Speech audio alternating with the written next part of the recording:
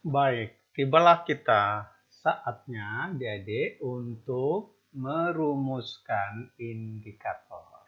Ya, baik sebelumnya kita berdoa dulu. Kita baca basmalah, semoga kegiatan kita ini lancar.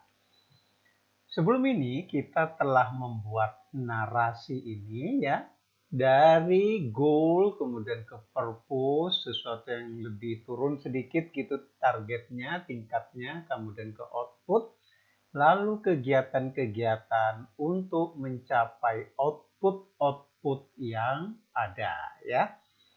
Nah, ini misalnya ini adalah kegiatan-kegiatan untuk mencapai output ya.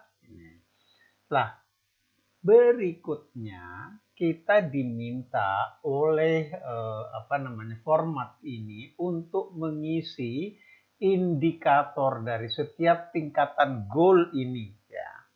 Jadi misalnya jumlah peserta didiknya memadai. Lah, disebut memadai itu ketika seperti apa tandanya atau indikatornya. Masih ingat kriterianya indikator ya? SMART ya, singkatannya dari kata specific, measurable, jadi memang bisa dihitung ya, achievable, dan itu bisa bisa dicapai.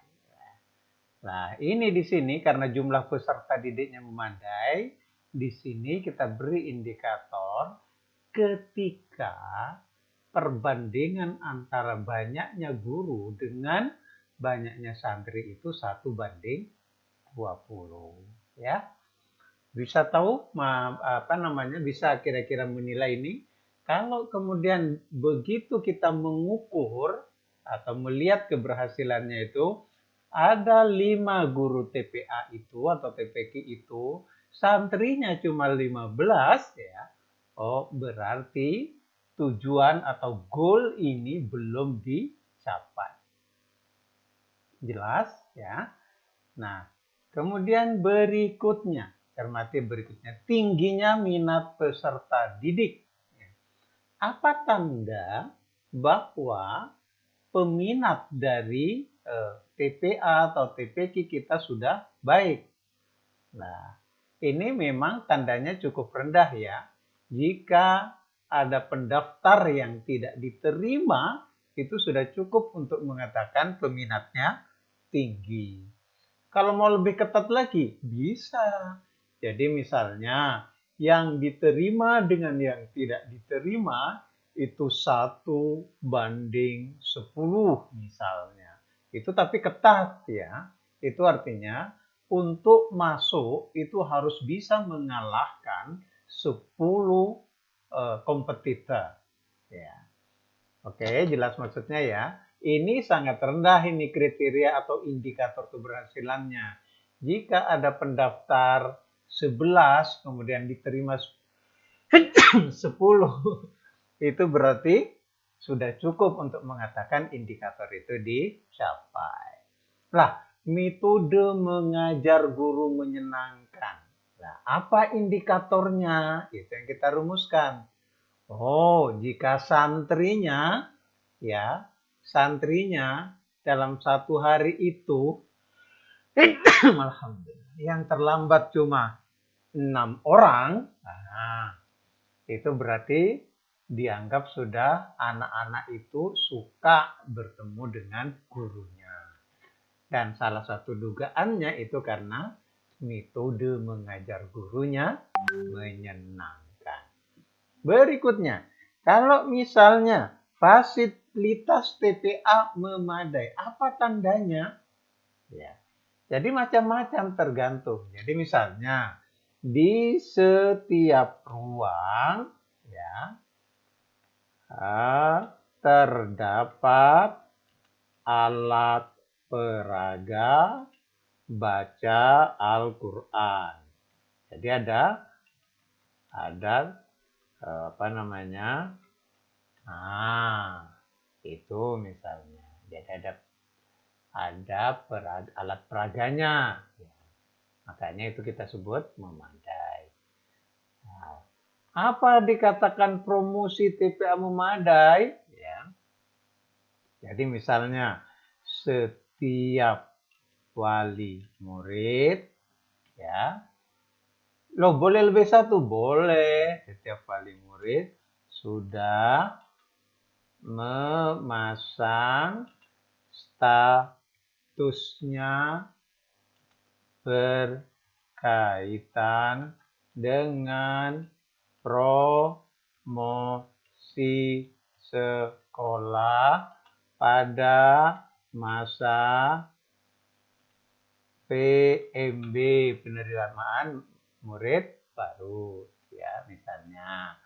Loh, apa itu cukup? Ya sudah tentu ya. Apa namanya? Bisa bikin yang lain, ya. Promosi dalam bentuk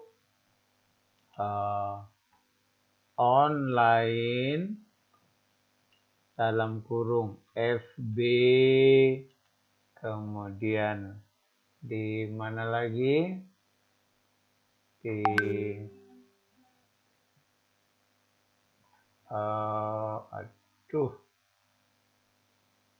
di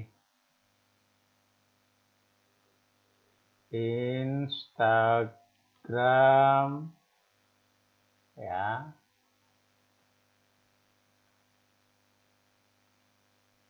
tersedia, dan offline, ya, berupa spanduk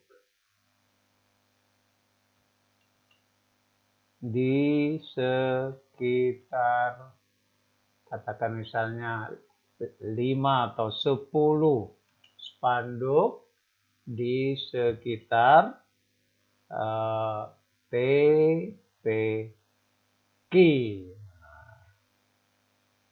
Ya, jadi itu misalnya itu ya. Oke.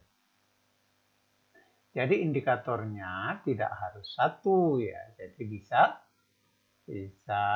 dua. Ya.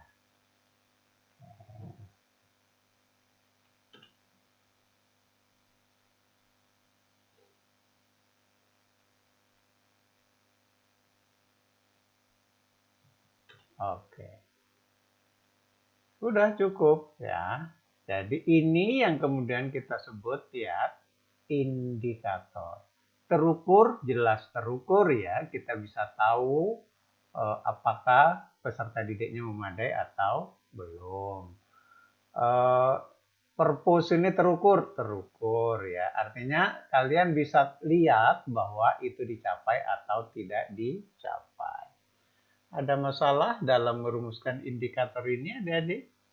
Semoga tidak ada masalah ya, sehingga semua ini nanti bisa kita ketahui atau bisa kita saksikan keberhasilan kita. Mungkin itu, kita akan lanjut ke menu atau tahapan berikutnya. Terima kasih.